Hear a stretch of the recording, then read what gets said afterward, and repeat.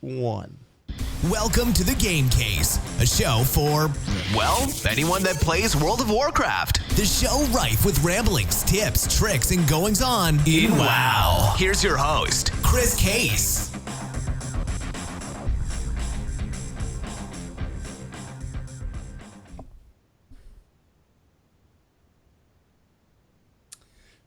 Well, hello, hi, howdy, and welcome to episode 67 of The Game Case. I am Chris, also known as Cuddles, a Brewmaster monk on Airy Peak in the Convert to Raid Guild. And I'm Turt, a Beast Mastery hunter who may be dabbling in marksman, also on the Airy Peak server in the Convert to Raid Guild. This week, we're going to talk a little bit about our week in gaming, answer some questions from the Cuddle crew, and then we're going to be talking to an amazing power couple in the Warcraft and Blizzard community, the hosts of Worgen's Howl, and two incredible and amazing artists, Kaz and Frostee. How are you doing tonight? Doing fantastic. Yeah, we're doing great. Yay. Super glad to be here. So, well, thank you so much for taking time out of your extremely full schedule. You know, how has your week of life been after BlizzCon and everything? Well, I went right back to school the day after we got back. So it was kind of go from partying and enjoying yourself to let's get back to serious. Right back to the grind. Right back to the grind. And other than that, it's been a pretty relaxing week, just kind of missing everybody from BlizzCon and wishing that I was still there. But, that's what the next BlizzCon's for, right? Yeah, and I've been really enjoying myself because I've actually been able to play games this week. Ooh. Because for like a month solid before BlizzCon, it was nothing but working on this guy here. So I've been playing like Warcraft and Heroes and Bloodborne and everything. It's been great. Catching up. Yeah. Nice. Well, guys, why don't we just dive right into what we've been up to this last week, either within or outside of the Blizzard universe. Kaz and Frostee, why don't you guys kick it off? Since you said you have been able to game, what have you been playing? Okay, so I think I've been putting the most hours into Heroes just because I love that game, and I got really excited from the Varian Wrynn announcement at BlizzCon. I'm saving up gold to buy him right away. And I've been playing Bloodborne. Like I really need to finish that game because I also have Dark Souls 3 to finish. So I've been playing a lot of that, kind of getting stuck, but and got right back into raiding and did some raiding last week, or just last night. Just last night. Yes. Pretty much just getting back into the swing of WoW myself. I've been pulling the long nights with her, helping to get Grey Mane done. So I think we basically watched almost the entire series of The Office again. Yeah, while we were doing it. We watched that in the last couple weeks. And but yeah, getting back into raiding. Our team is now finished Emerald Nightmare, so we're trying to gear and get ready for Trial of Valor. So we're super excited about that. That was fun last night, and trying to get people geared and ready to go further. Really, that's the big thing. Right on. Well, T, how about you? I have just been playing WoW. I actually had last week off for vacation. So I have been doing a lot of Warcraft. The LFRs actually gave satchels away for DPS. So I just chained a bunch of LFR and got a ton of gold and a ton of stuff to sell. So that was pretty awesome. It never happens. Probably never will again. It's so rare. Yeah. And it was I did all three of them. So I did 1, 2, 3, and all of them needed DPS. And then the third wing needed it again. And it's so easy because it's just like a trial one. So I just kept chaining that until it came out of satchels. And I was like, well, that was a fun hour. Let's go actually do some other stuff. Nice. It's a lot of fun. World Quest. I have just been killing it with World Quest everywhere because I was so worried I was out of resources. And then I'm like, this one gives me 350. This one gives me 900. So that is amazing. I love that they added those in WoW. It doesn't feel like a grind because I don't have to do it. But if I see something I need, I'll just go fly there and do it. And then finally, CTR is hitting the 4-year anniversary in like 2 months. So I have started, planning for that already. It's hard to believe, 4 years. But yeah, so I started kind of doing some of that in game. So it's been a very busy week, actually. Cuddles, what have you been up to post-con? So I came out of BlizzCon probably quite expectedly really amped up about all things Blizzard. So I've played a bunch of Hearthstone. We had a Diablo night. A bunch of folks jumped in. I'm really enjoying Diablo as much as I make fun of Sal on the Converted for playing Diablo. I rolled a wizard, and I'm actually having a whole lot of fun. I'm way excited for the Necromancer to come out. Yes. And then I hear, but he's not coming for like forever.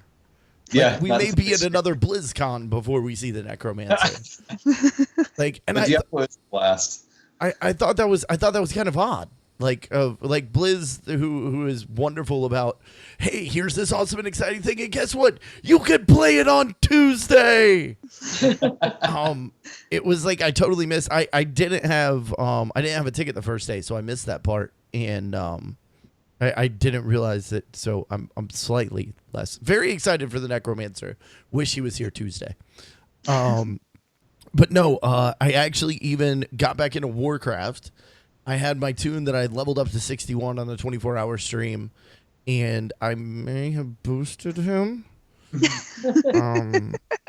I got to 70, and dungeon queues started taking like 2-3 minutes. And oh my God. As a tank, that's just completely unacceptable to me. So 2 minutes, So long. Yeah, so I boosted. I'm currently sitting at like halfway through 104. I'm in Stormheim. Just got done with some of the Helheim stuff, and now I'm on a quest right now. Right before I called Tour Arts, I logged out of the game. I'm on a quest helping get in Greymane with something out in like the mountains around Stormheim. So it's very appropriate that he's now staring at me. Yeah. His eyes, they're following me. It's beautiful. But no, I spent the whole weekend helping StackUp.org, the military charity that I'm sure everyone has heard of. That I help out. We had a big, of course, Veterans Day here in the States. So it was a very, very big fundraising event for us. So I've been up all hours, up early, up late, like going to bed at 4, waking up at 7, and just kind of casually playing WoW the whole time. Like I was working and having to do stuff. But a beautiful thing about working in something like tech and home-based is you can have WoW up in a window and kind of mess around and level your characters. So that was a whole lot of fun. But I think that would now bring us to questions for the show. I think it's time for this. Turks, Yeah. Why don't you go ahead and read the first one? Perfect. This first one is from Smooth Knight. What's more important to folks in your opinion? Alt Legion or Legendary main? For Raiders, obviously Legendary, but with all the grind required for, well, everything, is it supposed to be the end of profitable alts? I'll let Kaz and Frostee take this one. Oh man, well, I agree. Like if you're raiding, you definitely want that legendary. Now, I have a legendary, but it's definitely not a legendary that really does much for me. I play Feral, so I got the loofah wrapping. So yeah, Thrash, man, I sure use that a lot, So, and I also have an alt that's hot on the heels of my main. And I don't know, I would say the legendaries are more important really to get, but as it being an alt killing expansion, maybe it's pretty tough to divide my time, to be honest. Look, if you have a lot of time, you can do it, because I know a lot of people that can, but like with my schedule, there's no way. Like I'm barely holding on, keeping 2 characters, at a serviceable level. Yeah, and I've never been a person much for alts. I've always had just my main, and I have 2 other characters that I would consider my alts, but I hardly ever play them. And there has been like a waterfall of content in Legion. There wasn't a drought like in Warlords. So I think people aren't quite used to that amount of content. So yeah, it does kind of kill alts because there's so much to do, and it's like you can't like spread your time out that way without having a detriment to your main. It's been a little grindy in my alt because like even though they give different rewards, like the same world quests will be up, and it's like, oh, I just did this world quest, but now I got to do it again on this character. Even though they're not hard, it's just kind of like, oh, again. So it starts running around. if you start to support an alt, it's starting to feel like dailies again because of that. Because you're just doing the same thing multiple times a day. But I mean, there's so much you could do. Yeah, there's so much. I don't know. I love the world quest system. Don't get me wrong. I absolutely love it. I think it's fantastic. So. No, T. What about you? Are you running a bunch of alts? What's going on with T right now? I just have turrets because it feels like there's so much to do. I do feel like this is kind of, and I don't want to say an alt killing expansion, but it feels that way unless, you know, you don't have a job or a kid or anything that takes up all your time. Because yeah, I used to have, by this point in expansion, my gatherer would be up and I would have another, like my enchanter, jewel crafter up to max so I could start getting out some things to sell or some things for raiding. And right now I just have turrets at 110. I haven't touched anyone else because I'm constantly trying to find things to do and trying to get my engineering even up to max, and cooking and all of that is still so far behind because you have to do this world quest to get rank 3 or do this to get rank 3. Oh, there's so much. So I think it's definitely a main expansion. You know how they fooled us on this? They gave us like the Legion invasion, so we get all these characters to 100. Yeah. There's like a glut of hundreds that I have, and like I can't play them all in time. There's no way. Gotcha. Gotcha. I've for my part, I've talked about this on the show. I think a big reason why I wasn't playing WoW when Legion first dropped was I saw how much work. Like when I first got my artifact weapon and all that, and I realized the amount of effort that you were going to be putting into it, I was like, well, nuts. I'm not going to be able to do this with 3 different characters. I'm just not going to have the time. And that really held me back until I rolled my druid, and I'm loving Kitty. I'm really excited about Kitty. Cuddles is currently parked next to Lorewalker Cho out in Pandaria. They're making artisanal cheeses together. It's beautiful. And Cuddles will remain my main, but I will be playing my druid and doing Kitty things. So for me, I was never. A couple of us have said this. I was never an alt guy. Like I was never the guy that's like, oh, I got 11 raid gear too. Like no, what are you? You people are crazy. Like really, I shouldn't call people crazy, but you people are crazy. I have other like, and I don't say this at all as a knock on anyone, but I personally have other video games that I enjoy playing. And I don't have the time to devote to WoW to have multiple geared alts. It's enough for me to keep up with the game, and rating and stuff like that. And it's yeah. There's as for the legendary, like I'm gonna get the legendary because I'm gonna raid, and that's what I enjoy. So I think that about covers that one. Our next question comes from the wonderful Alessander, who I believe is in chat tonight. If Cuddles were to cosplay at next year's BlizzCon, who or what costume should he get started on? And does Turarts sew, sculpt, or craft? Turarts, do you sew, sculpt, or craft? I have a sewing machine. I can hem things. I've never sculpted before. And as far as crafting goes, I do dabble in painting, but nothing that would help me as far as cosplay goes. I do painting and I do scrapbooking. So, yeah, very exciting. Nice.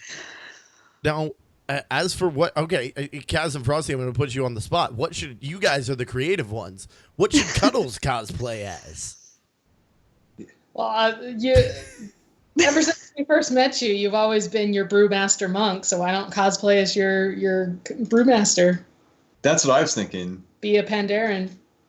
See, I think that's a glorious idea. I would love like a full-on Lorewalker Cho cosplay. Like I think that would be fun. I will say that I did walk around the entire time very happy and drinking. So I was at least cosplaying a Pandaren in spirit. There you go. And I will say, for all of those that are getting their hopes up right now, whether it's in the chat room or at home, I will tell you, out of respect for folks like the wonderful Kaz and Frostee that actually do real cosplay, you will never see my horrible botched attempt. And it would be like 3 pieces of like cardboard and some duct tape and like magic markers. And it would be embarrassing. People can do some amazing things with cardboard. I've seen whole Iron Man suits built out of cardboard. People, yes. Cuddles, no. It is a legit medium. No, I have a lot of respect for those that can art, and I is not one of them. I is can talk in microphone. Yeah. that's where my skill, whatever level that actually falls at, that's where it comes. Alessandra actually says a Pandaren, but a Tuskar wearing a Halloween mask. I like that. Ooh, That would be awesome. that would be good. Yeah. An awesome Tuskar. See, Cuddles, you're tall. Like, you're really tall, so any cosplay you do would be, like, really imposing and really impressive. Like, you would have a presence. Yeah. So, The world's largest Murloc. Just a giant Murloc. so cool. What's the name of the Murloc boss from like old Black Fathom Deeps? There was like a boss that was a Murloc in there. Oh yeah, he was back in the corner. I can't remember what his name is, but It could be wasn't that. old Murkai, was it? No. I don't think so. Oh, I know what you're talking about. All right. So chat, you guys come up with that answer. We're going to move on to our next question from Miss Noid, who happened to be at BlizzCon. She gives awesome hugs. For both Cuddles and your guest, what was a highlight from BlizzCon outside of the con itself, i.e. something from parties, meetups, etc.? For T, what did you enjoy most about your BlizzCon and your PJs party? So T, why don't you kick us off with some PJ stories? Well, I was in my pajamas for starters. So, no, just watching, because mainly I did the well played party. So being able to sit at home and hang out with everyone who was at home, and huge shout out to you guys who came to the live stream, because as far as modding goes, I can speak English. I only had to kick 2 people out. So it was really easy 4-hour stretch. You guys were awesome while we had some hiccups. So it was awesome. I was able to hang out in my pajamas and drink all my wine and fall asleep on the couch with my laptop. Perfect night. Nice. No. What about you guys, Kaz, Frosty? What was your magic moment? Okay. Well, I got to be part of one of the panels on World of Podcasts for Overwatch. Con Before the Storm. Yeah, Con Before the Storm. But one of the highlights we tweeted out yesterday. Uh-huh. So Hawkeye from the BlizzCon Countdown podcast, he's an awesome guy, and he knows that our raid team is called Room with a Moose, and he happened to give us a physical mascot this year. So we have a little moose. Aww. And there was a glorious transferring of the moose ceremony that I tweeted.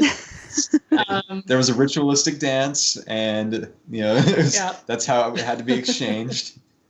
That was definitely a highlight, though. For me, this year was the first year that I saw Mike Morheim around the convention, and we saw him multiple times. And as we were leaving, we were going down the elevator. It was packed with all our stuff. I was holding Greymane's head, and the elevator doors open, and there's Mike Morheim just standing there with his family on the floor below us. And we're all like, come on in. We're all like, there's enough room. And he's like, it's okay. But he did like look and smile at Greymane. And then we got down to the bottom floor, and he had gotten in another elevator, and we were like right behind him. Like, I felt like, I hope he didn't think we were stalking him, but we were going to the same place. So we were both going to the parking lot elevator. And then so we both got in different elevators to go to the parking lot. And then we ended up being on the same floor of the parking level. So we walked past him as he was helping his family load the car. And he looked really busy, so I didn't stop him for a picture, but I don't know. He kept looking at Greymane and smiling. So that was a highlight. Oh, that is awesome. That is. He's just a regular guy. He wasn't staying like the presidential suite like I always thought he was. Yeah. You think he would have like the entire top floor and security and Yeah. Yeah. He was like on the 5th floor with a lot of the other Blizzard employees, and just him and his family. It was kind of cool to see him like out in the wild, like natural environment. Oh, that is beautiful. So oh gosh, I guess it's my turn now. Yes. Um, okay, I'll keep this as brief as I can. I'm gonna be really quick. Um, standing in the Hilton bar lobby, talking to Ashanka, Totem, and someone else. Somebody came up behind me and tapped me on the shoulder and said, "Cuddles!" And I'm like, okay, it's a guildie. It's somebody that I met last year. I turn around and it was Taryn Gregory. Like he came up and said hi to me, and that just absolutely blew my mind. Also, in case if anybody's watching the show live, if you're listening on iTunes or in your car or whatever, you can't see my beautiful purple and blue hair. But I got to spend about 9 hours with Celeste Salon at his apartment getting my hair done.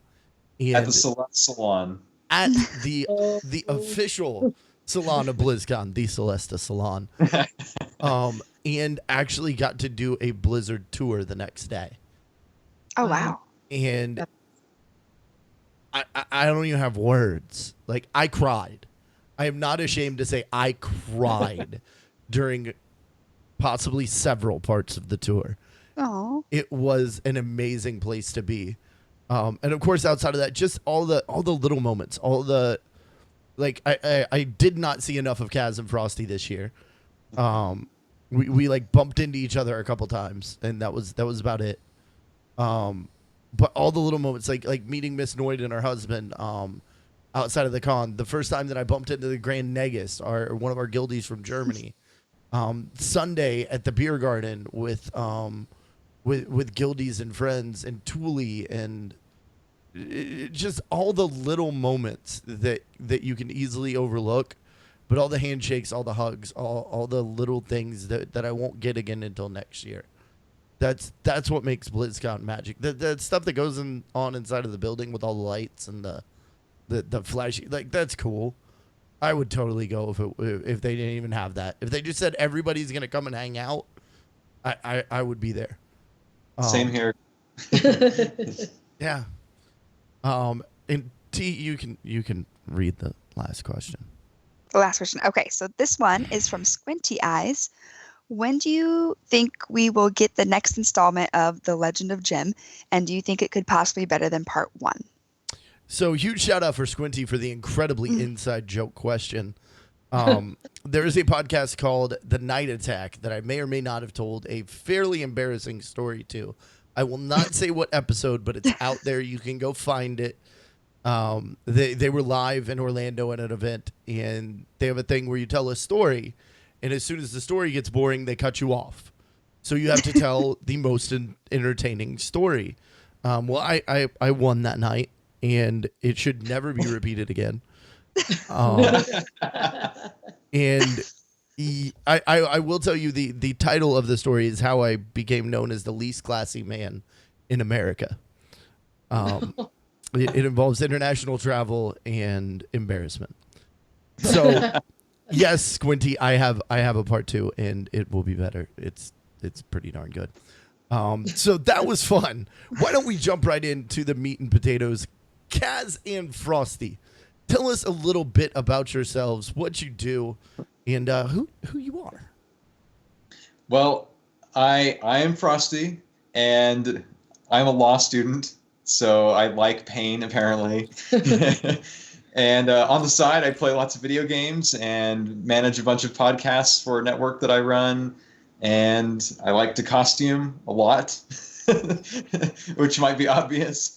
And I've been playing games, since I was a little kid on PC. I've been playing WoW for over 10 years now and enjoying every minute of it. And I just barely missed out on that 10-year wolf statue because of, just not subscribing early enough, I guess. But I've never unsubbed. I've been there the whole time.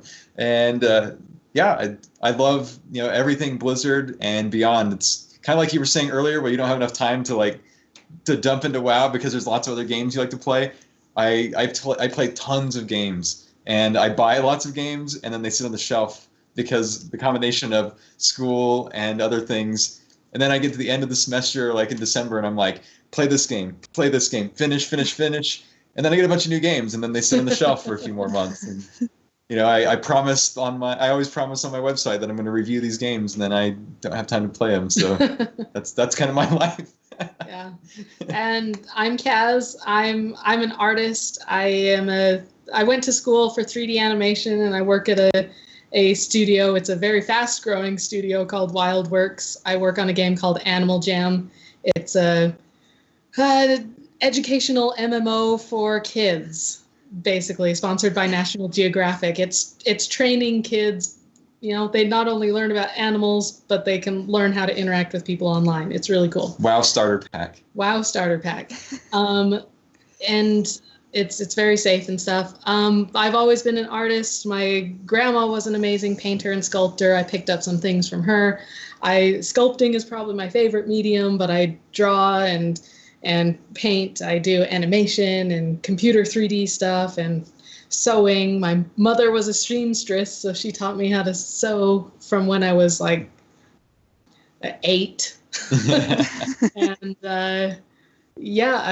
I love video games too. Video games and costuming is kind of how we met in the first place, because we met over the internet. And I've been doing costuming for 6 years now, at least, like building big costumes like this. So I've always been a Blizzard fangirl my entire life. So you can't keep me away. Oh, that's awesome. So you guys, obviously you're married and you do a lot of stuff together. Tell us a little bit about your guys' podcast, especially the Worgen's Howl. So the Worgen's Howl is like the evolution of lots of other podcasts that led up to it. Like a long time ago, I don't know if Mike, my friend, is watching this or listening in, but a long time ago, like back in 2007, I'll even go before that. I used to work in FM radio. I used to be on the air when I was in college. And then I never got a job in it. And everybody I knew in the industry was like, don't ever get a job in this industry. You're going to waste your time. You're not going to make any money or anything. And so I kind of I loved it. And so eventually, like when podcasting started to get bigger, I was like, podcasting seems fun. And I can manage myself and talk about what I want to talk about. So I kind of like that part of it. So we had a show a long time ago called Respawn Time, like forever ago. And it was me and 4 other people from work. And every Friday night we go over to my house. I'd cook steaks for everybody. We talk about video games, and it was like video games and sports and everything. It was just like this everything podcast. It was really it was kind of bad, actually. And that went for years until like 2009 or 10, and then the cast kind of narrowed, and it was just kind of me and my friend Mike. We talked about video games. We went through another name change. We tried to bring it back as Respawn Time, and then eventually I was like, I want to make a podcast. And I kept telling Kaz, like, I stopped podcasting for like 6 or 8 months, and I was like, I want to make a podcast about World of Warcraft. There's so many other WoW podcasts out there. Like, how am I going to break into this market? But then I was like, she's like, just go ahead and do it. Just do it. Be consistent about it and make it happen. And then so I was like, okay, well, what am I going to call it? And I'm a huge fan of the Worgen, and pretty much all of my characters are Worgen. And so I was like, well, what would somebody call something like, if you're going to talk about news, and say if I was writing a newspaper, what would I call like a thing that would incorporate it? So I thought like the Worgen's Howl, like they have the squeaky toy for dogs called the Daily Growl, and so I didn't want to call it that. So the Worgen's Howl is what ended up being. And then I did a few episodes with Mike from like all the other shows, and eventually our schedules were so split, and we just couldn't get anything aligned. That I told Kaz, I'm like, I don't have a co-host, and I don't like doing it alone, so I don't know what to do. And then she's like, well, I'll be on the show with you. And I was just like, what? You'll be on the show? Because she just barely started playing World of Warcraft at that time, literally just picked up the game at that time. Yeah. And then we thought about it, we're like, well, this is great, because I've been playing, at that time for 7 or 8 years, I guess, when we started. Uh-huh. And she'd been playing for like 7 weeks, maybe. And so we had like such a diverging like view of the game that we thought it would make a great show, and apparently it did, because a lot of people enjoy it. Yeah, the show's kind of evolved now that I know the game. pretty well. So it's kind of evolved, but it did start as that dynamic of like the complete noob versus the seasoned veteran. But we really like we talk about the news, of course, because everyone wants to hear like what's new.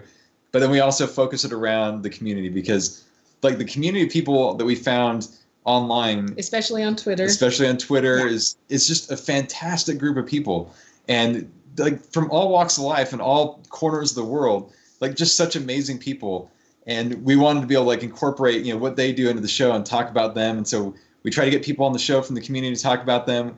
We do the community board to try to highlight people if they're doing giveaways, or if they're selling art, or if it's their birthday or anything like that. Anything we can put do. It on the community board. So if you have any events like that, always contact us. We put it on the show every week. Yep. And so we just try to, we know we're not like the best. Even though I've been playing for a long time, I'm not like amazing at like knowing every little intricacy of the game and from all angles. I know my class and stuff, but that's about where it stops. And I know like lore and stuff, but there's lots of better people out there, lots of other fan sites that do a much better job at covering the news. So that's why we want to talk about the community and the people that we care about, because we love all the people out there, and there's so many great stories and great friends, and people are always up to something really cool. Right on. And I will argue that you guys are one of the best WoW podcasts out there. I came to know you guys because I listened to your show, and then we like connected through that. I don't remember how it happened, but I remember like just being really excited the first time that I got to talk to y'all, because before we were friends, I was a fan. Oh, and you guys do an absolutely phenomenal job. Now outside of Worgen's Howl, there's, for those listening on the download, you should probably go check out this YouTube video and just see what's behind Kaz and Frostee, because unlike my horrible cosplay idea of strapping together some cardboard and duct tape to somehow crudely form a Pandaren, you guys put a little bit of effort into some BlizzCon cosplay this year. Tell us a little bit about what is behind you, and like how much time and effort went into this incredible costume. All right. Well, this is Gen Greymane, of course. We modeled him after the Broken Shore cinematic version of him, because he's had quite a few iterations through the game throughout the history. He was going to be different too. He was going to be different. Like, I've been planning to do this costume for 2 years. Yeah. And I always had to keep pushing it back. And so I had tons of drawings, tons of sketches, tons of concept sculpts, everything. And I had a hard time nailing him down because he kept changing. And also this one, I actually was delayed building it this year because we moved several times and my whole studio was in boxes. And so I only had 2 months to build him. I worked very hard. Which was a huge crunch because... I usually take 4 months to build my cosplays. So I had half the time and to make like the most detailed costume I've built. It really hours. We wanted to do it for years, but with all the time and cosplays that we do on the other side, he kind of kept getting pushed back.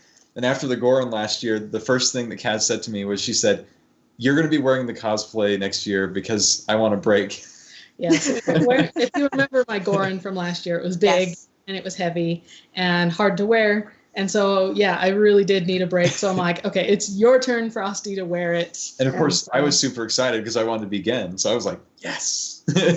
Yeah. So about 2 months for the last two or 3 weeks of the build, I was working because I still do work full time.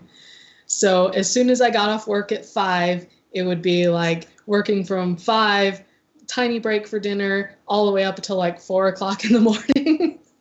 So many hours. Many Mountain Dews, many episodes of The Office, many cookies. Yeah, it was quite insane. I nearly killed myself, I'm pretty sure, because I was getting sick before the convention. But let's see, how many hours would you say I put in? Like total? Total hours. Oh, man. Because you're putting in about 6 to 7 hours in a day most days for at least the last 3 weeks. So Oh wow. you're putting in quite a few. Yeah, and just for cost estimate of how much it costs, because these things do cost money, probably around $300 to $400. Which is not bad compared to the Gorin. Oh yeah, very cheap compared to the Gorin. It's way expensive. Wow. Yeah. That's like a full-time job the past 3 weeks on top of whatever else you're doing. On top of my other full-time job. Yes. Mm-hmm. Yeah, the whole time she's like, "Can I quit my job?" Yeah, it has crossed my mind more than once, especially in the past couple of months, that I should just quit and do this full-time. I told her, I'm like, I've only got one more semester. I'm just gonna hold out. Then I can enter the workplace and you can leave. Do your There you art go. full time again. I say it looks impressive. I mean, I haven't seen it in real life, but it is so impressive. And I know the Goron last year was stunning. So it's definitely worth it, even though Yeah. it's basically a full-time job part too. Are you guys working on next year's cosplay yet? Have you thought that far ahead or? Right. We probably talked about it for 6 hours on the drive home. Oh, Yeah. wow. This con, like what we should do for next year. And we still have no idea. We have Like, we basically were like, okay, each of us is gonna make a list, and then we're gonna take that list and we're gonna talk and we're gonna narrow it down, and then we're gonna come and talk and narrow it down again. we kind of talked and narrowed it down, and now we have like a giant jumble and we have to like start over. yeah. I'm sort of leaning towards something more like the Gorin build again, except I want to go for a Zerg, something StarCraft. I know this is for Warcraft, but I think that next year I'll venture out of Warcraft, either do Diablo or StarCraft. And if we have time, then there's something more along the lines of Warcraft and probably a lot more armor related that I want to do. Oh So- yeah, he's trying to convince me to do 2 cosplays for next year, and I don't know if I can do that. Why not? It all depends on time, but we'll just see, kind of thing. Yeah, he wants to do one of his tunes, and so that would be the first time building like an armor set, like a tier set. Could be Oh, cool. wow. So But we know people on the we know lots of cosplayers, and there's this is the talk of everybody right now. What are you doing next year? What are your plans, what are your ideas? And some people have already started building for next yes, year. that we So- know of quite a few people who have actually started building So for next year. It's already on the way. Like one of the things that excites me the most about building costumes is kind of hiding the human figure inside a creature. So that's kind of what I like to lean towards, is doing creature things and modifying the body shapes. So that's what I want to try to do more of. We have some cool ideas. Just stay tuned. If you have any ideas, any cool creatures you'd want me to build, go ahead and send them my way. You can totally build us like a Lore Walker Cho costume for a guy that's about 6'3". Yeah, It would be pretty awesome. it would be pretty awesome. Like build like just last year, I built some costumes on commissions for some people who were as big as you, Cuddles, tall, and it was impressive. Like, It's really cool. Like making big costumes is really cool. yeah, see, I'm 5'2", so I'm like super short. So building something like that gigantic is just impressive to me. I told her, because I'm like 5'8", and I was like, I'm sorry, I'm not like 6'5" or something, because Gen would be crazy intimidating if he was that size. Yeah, like with Gen, I gave him he gained about 6 inches, would you say? Yeah. Like I built a heel into his foot Nice. to make Gen taller. And It was kind of it was really cool when I don't think we had met. No, I saw you the night before at Con Before the Storm last year, like outside of your cosplay. And I had we're people that like talk to each other over the internet or on a cam like this where you can't tell like if somebody's short or tall and then I was like, because I was really curious, like I figured you were gonna be like stooped over in the Gorin and like all just really and I'm sure it wasn't incredibly comfortable. I was But- actually sitting straight up in the Gorin. Yep. Like, That's It was a size advantage to be smaller then. I had a lot of people when I was wearing the Gorin ask me if I was hunched over or if I was a little person or if I was a child inside. Some even said they thought it was a robot. Yeah, some people thought it was a robot. Can you ask? my God. Can you ask people if they're a little person? Like, is that doesn't sound right? Oh, but they did. It happened. Oh my goodness. Oh, guys, internet PSA. I really don't think you can walk up to someone in cosplay and ask if they're a little person. That's don't It was interesting. don't do that. Like, I wasn't offended, and I didn't want to make them feel stupid, but I'm like, no, I'm just standing straight up. The robot question was the one that got me. I was like, no, we did not design a robot that big. So what? I'm just curious here. What now? We see Gin behind you right now. Where's the Gorn? What happens with these things? Oh, well, the Gorin in particular was such a gigantic costume that it couldn't be stored very well. So it is at my house that my in-laws own that his sister is living in. So it's just packed in one room with a whole bunch of other stuff. It's like a free storage place. Yeah, it's climate So controlled too. So He's back in Utah like that, but all our other costumes that we've built are actually here with us. So we have a whole bunch of bins. What are they? Rubbermaid bins giant Rubbermaids, and a lot of people use like Pelican and stuff like that. But that we can fold them down into, and then we have their heads on display like on the top shelf of the closet. yeah, the Gorin takes up a whole closet like himself. He so would not fit in our little apartment. It's just not practical. So We're going to need a 3-bedroom apartment, not because we have that many people, but because cosplay. As you can see, we've got Gen displayed on like a mannequin kind of like thing right now. But I will need that mannequin for when I start my next build, so he'll have to go in the closet. With the other costumes, but No, do they? we bring them out at other events throughout the year and Other stuff. conventions, So we bring him out. That was going to be my question. Does it see wear again? Like, do you guys got to be really popular come Halloween time? Like, Oh man, don't get me started on Halloween. this is the curse. It's a curse because BlizzCon is the week after Halloween, basically, like a few days after Halloween. And so it always seems every year that I miss Halloween because I'm building BlizzCon cosplays. It's like Halloween night. I'm like, turn off the porch lights. We don't have any candy. Let's just build Greymane all night. So I don't know. I didn't even get a chance to decorate because I was so busy. Like I said, 2 months to build him. But now we have an awesome werewolf for next year, at least. Yes. So now I can be a cool werewolf on Halloween. He's already done. oh, that's Now, I beautiful. know Oh, go ahead. we've talked. Oh no, I was gonna say we've talked about how you guys both love to do art and cosplay together. Do you work well together, or do you need your separate space, or is it kind of either or?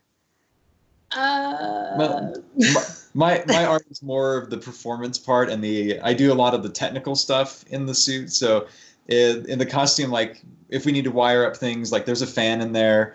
So if we're wiring things or developing mechanical pieces or things that are not like art stuff, I guess that's more of my art, I guess, is what I contribute to it. The performance. I bring a lot of the performance, like when I find wearing the costume, and a lot of the technical stuff, like how do we mount this to this, or how do we wire these lights to work, or things like that. And that's what I do a lot of.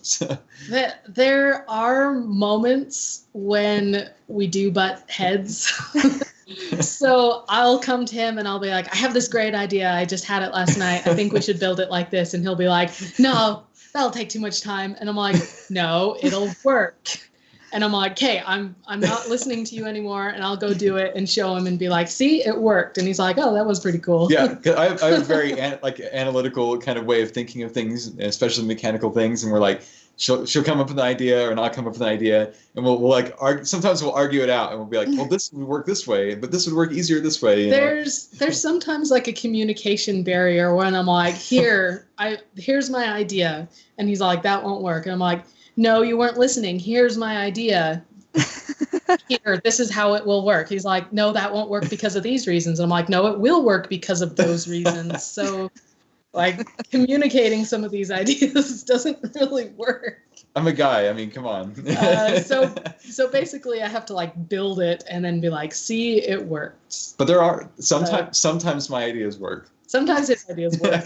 Sometimes my ideas fail. It's just the nature of building is like you go forward and you're like, oh, this isn't working. Even with like the headbutting that occurs with the proposing of ideas and spitballing sometimes, like we always end up like kind of coming behind like whatever unification we decide. Yeah. Like she'll build something, and like if I don't think it'll work, she'll build a prototype and be like, I made it prototype. What do you think now? And then I'll be like, oh, so then we'll improve on that prototype and work together and go a direction. Yeah. Something like that. See, this costume actually had, like, I want to speak to failing, like building something and having it fail, because it happens all the time when you're building. This one actually was supposed to have the mouth be able to be puppeted by him inside, so it was opening and closing. I, in fact, have a lot of work in progress videos where you can see him opening and shutting the mouth. But, like, 2 days before we left for BlizzCon, it stopped. The mechanism stopped working completely, and I thought it was going to be a foolproof, like this is how we need to do the moving jaw, because it worked on the Arakoa. On my Arakoa, I built the jaw the exact same way. It has to work. Let's do this. And so without thinking, I went forward with it.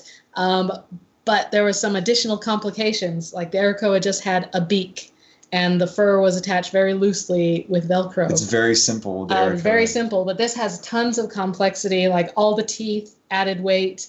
He has a silicone tongue, which added weight. All this fur and these braids that are on the jaw added weight.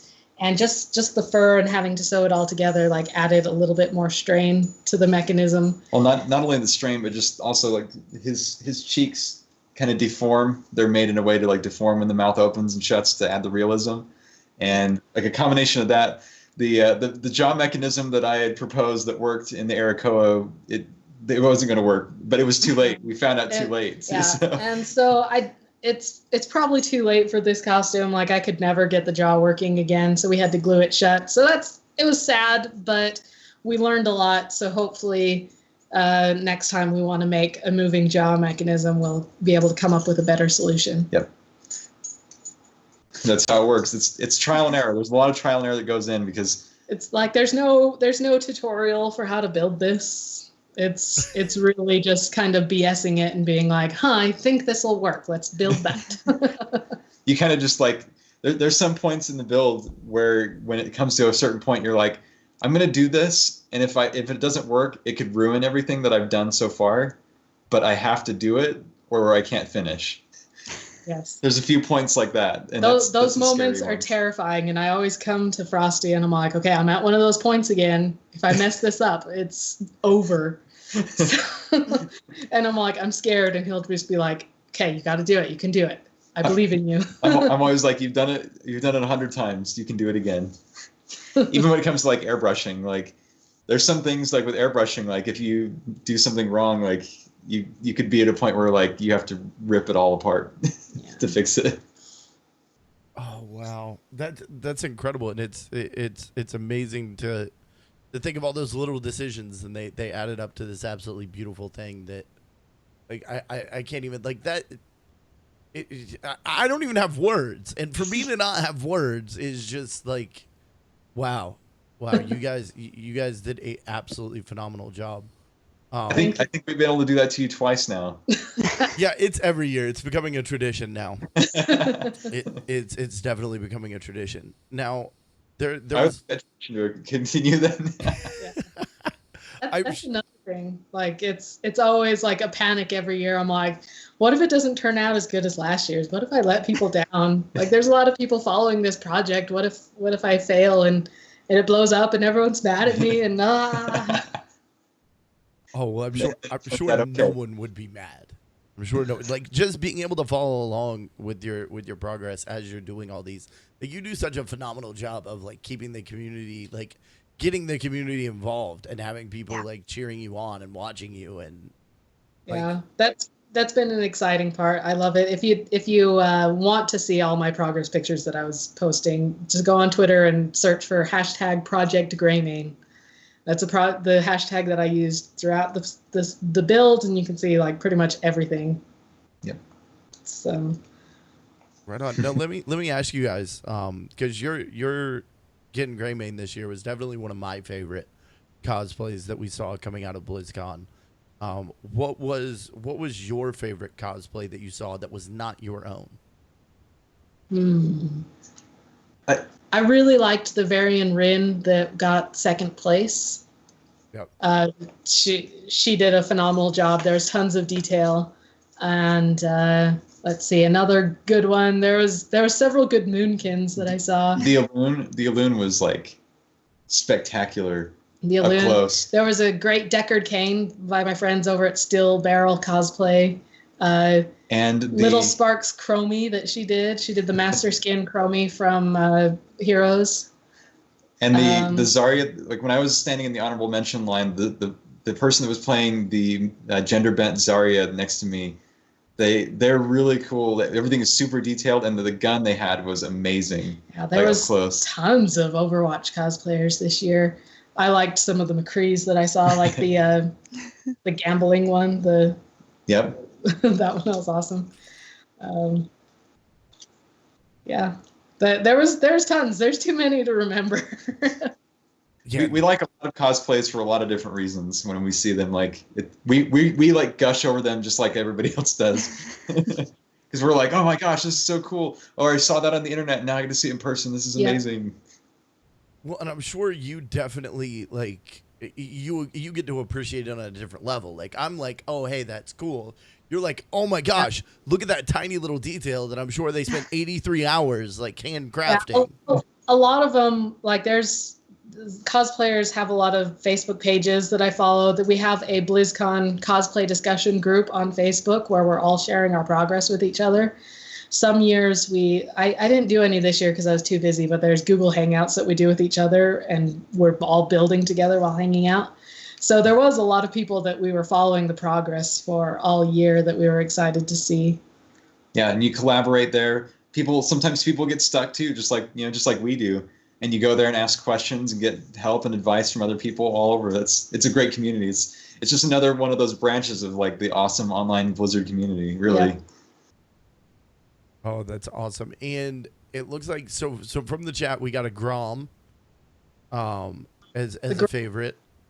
He was the grand prize winner, and that was stunning. He actually finished that last year, but for some reason couldn't enter the costume contest. Like he got sick, I think, and couldn't come to BlizzCon or participate. Oh. So he had like a whole other year to like polish it and work on it some more. So he made it better. Yeah, it was stunning. He had help from some professional movie makers, like special effects movie makers. So, oh wow. So it was legit. So Draven Dresden in the chat room says there was a really good Junkrat, and then there was lots of really good Junkrats. I saw like 4 different ones that I liked them all. the Junkrat with he had the actual lights in his hair and full on like face makeup. That was my favorite. That was my favorite Junkrat. Your Gin Greymane was incredible, and then like I couldn't even narrow. Like I thought all of them were absolutely incredible and amazing, except for the few that weren't. We won't talk about that. Sometimes the judges can choose. Like the judge's job is very hard. They have to choose from 100 people basically, and they go through that and look through it. I mean, if I went through, I'd be like, I think if you asked either one of us, we'd probably choose 10 different ones if we had to choose our top 10. There might be a few overlapping, but like you can see so much awesome work and detail in so many people's costumes that like it's just all you can appreciate it all. It's great.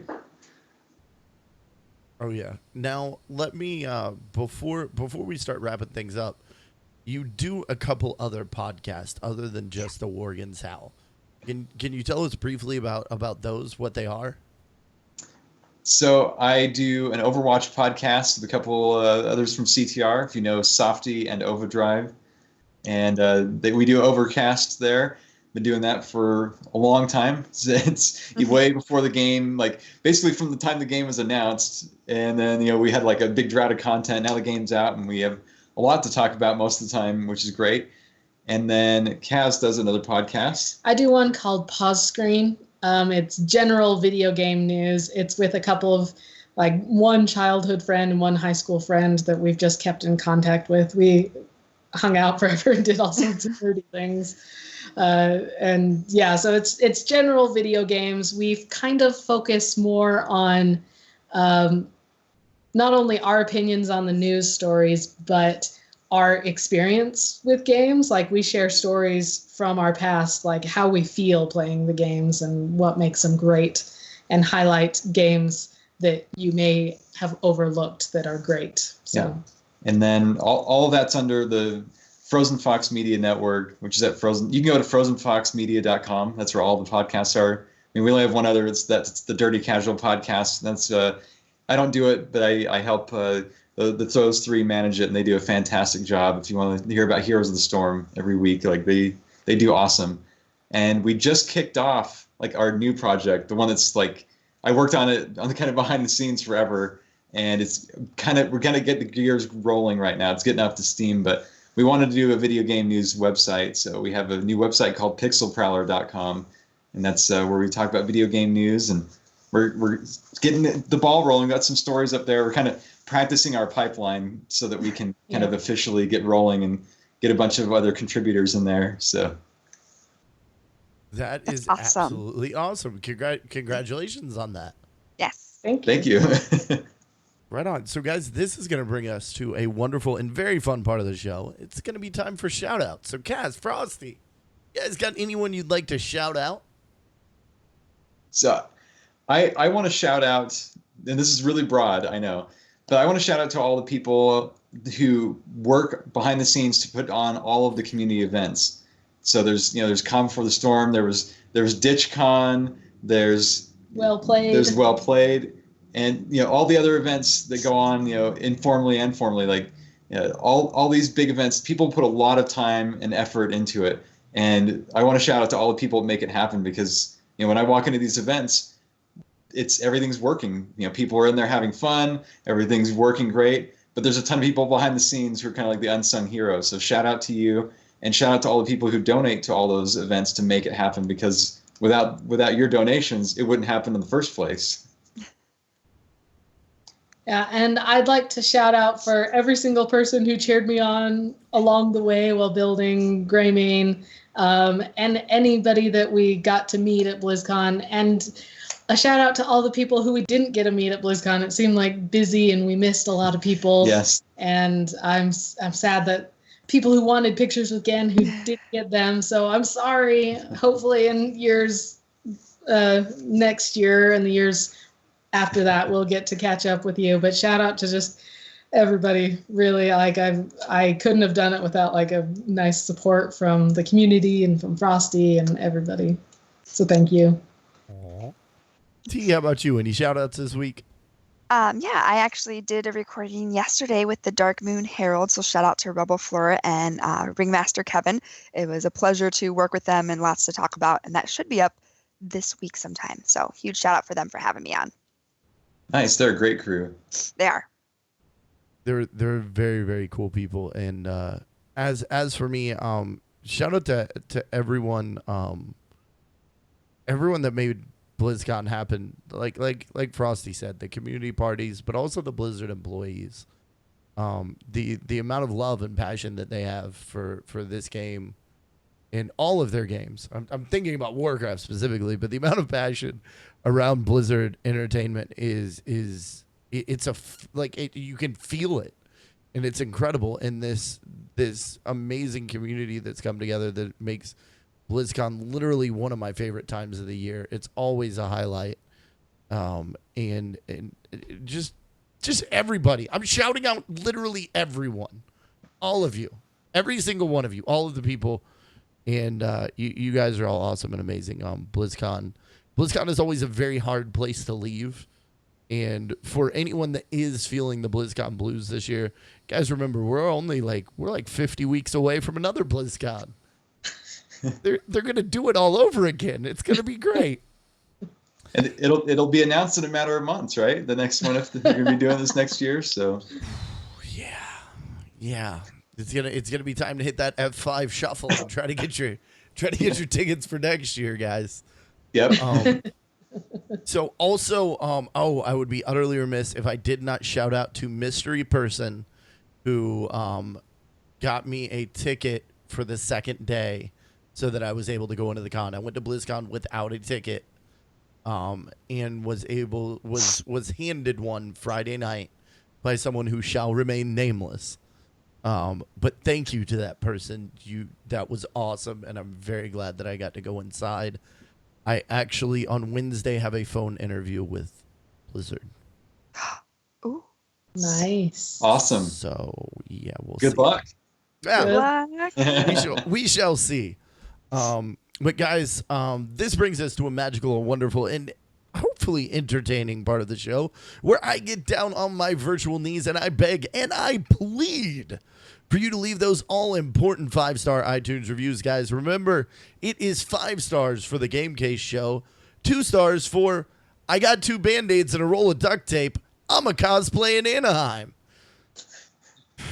Yeah. 5 stars for the Game Case show. Guys, thank you so much. Kaz and Frostee, where can people find you on the internet? You can find me, easiest way is on Twitter, @FrosteeFox, FROSTEEFOX. You can find me on Twitter @Kazul_G_Fox. KAZUL. You can also find my cosplay stuff specifically on Facebook if you have it. It's facebook.com/Kazul cosplay or search for Kazplay. You can find links like my YouTubes and my other, like my DeviantArt gallery and Etsy and everything somewhere. On my Twitter or on my Facebook, you can find everything. And you can find all of our media at frozenfoxmedia.com. So all of our shows are there. Right on. And guys, definitely go out and check their stuff out. I know that for those that are listening on the download, you cannot see the magnificence of this cosplay. Go look at Kaz's YouTube stuff and find her Facebook and her Twitter and go look at the amazing amount of effort that she puts into cosplay every year. And then go listen to all of their podcasts because they're incredible. They're wonderful. They more than earn the time in your ears. So go check them out. But T, where can people find you on the internet? I'm Turarts on Twitter and Discord, or you can email turartsctr@gmail.com. Woohoo! Guys, that is going to do it for episode 67. If you'd like to join our live audience and hang out in the chat room, come join us on twitch.tv/thegamecase at 10 p.m. Eastern Time each and every Sunday night. You also find me here 5 nights a week streaming and laughing with my chat room. Thank you so much for listening to episode 67. You can find me on Twitter at The Game Case. You can find the show at The Game Case Show. You can download us on iTunes, Stitcher, Google Play, or wherever your favorite podcasts are found. You can always catch recordings of the live show or all sorts of fun and sometimes weird videos over on youtube.com/thegamecase, or you can find all of the things on the official site of the Game Case show, thegamecase.com. That is going to do it for episode 67. Everyone say bye. Bye. Game Case out. Thank you for joining us this week inside the Game Case. Please join us next week for more news, tips, and ramblings about the World of Warcraft. Game Case out.